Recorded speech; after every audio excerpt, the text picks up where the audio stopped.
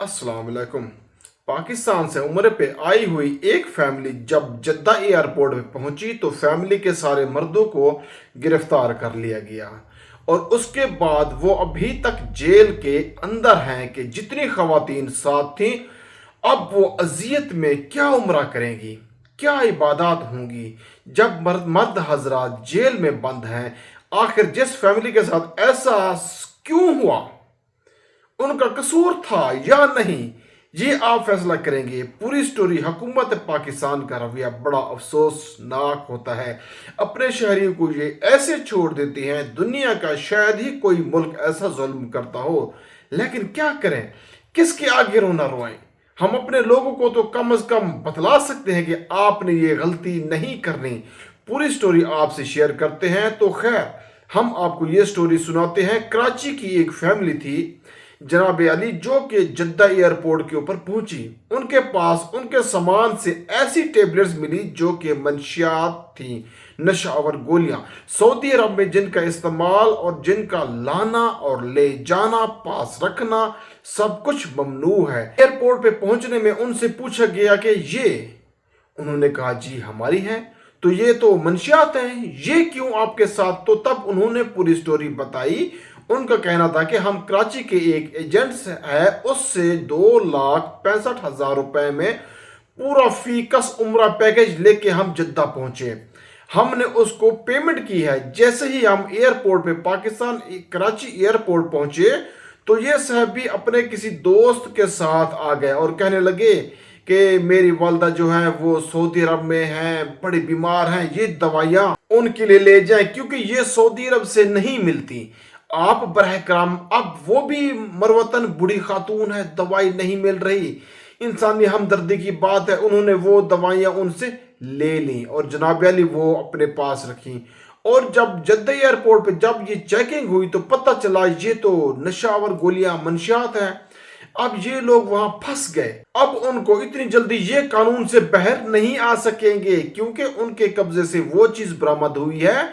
अब ये मर्द जो थे उन्होंने मर्दों को, सारे के सारे मर्दों को पकड़ लिया, खवातीन को नहीं पकड़ा। हालांकि वो चाहते तो सबको भी पकड़ सकते थे। लेकिन उसके बाद अब ये जो फैमिली है मीडिया के तवसत से दीगर तरीकों से ये एफआईए से रब्ता कर रहे हैं। एफआईए उनको पकड़ने की कोशिश कर रहे हैं जिन बंदों ने उनके साथ फ्रॉड किया।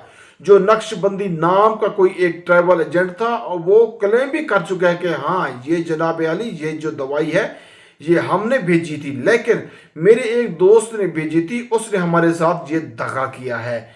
अब ये जो पूरी स्टोरी के अंदर ये बात कर तो क्लियर हो गई कि उस उम्र पे गई हुई फैमिली का कोई कसूर नहीं है, लेकिन एक इंसानी हमदर्दी की बुनियाद पर ऐसा किया। लेकिन वो फंसे हुए। अब मैं हुकूमत के रवैये पे इसलिए बात कर रहा हूं कि भाई साहब वो लोग बेचारे उधर कैद हैं। गवर्नमेंट ऑफ पाकिस्तान के, गवर्नमेंट ऑफ सऊदीया से क्या इतने ताल्लुकात भी नहीं कि वो इस चीज को साबित कर दें, प्रूफ कर दें कि भाई उनके साथ ये गलत हुआ है, ये एजेंट ने भेजे हैं और एजेंट ये तस्लीम कर रहा है। गवर्नमेंट ऑफ पाकिस्तान जो है सऊदी अरब से कहे हम आपको असल मुजरिम पकड़ के देते हैं जिन्होंने ये भेजे, और गवर्नमेंट ऑफ पाकिस्तान उनको पकड़े। यार एक फैमिली उन्होंने माना कि गलत किया, उनको नहीं लेके जानी चाहिए थी, लेकिन यार उनको कसूर नहीं है, उनके लिए सहारा बने। आप यकीन करें इस तरह से जब बंदा उम्र पे सोच लेके जाता है, वहां पे अचानक ऐसा मसला हो जा रहा है, वो जरा पहाड़ टूट पड़ता है उन पे। इंसान के ऊपर पता नहीं होता, गैर मुल्क है, पराया मुल्क है,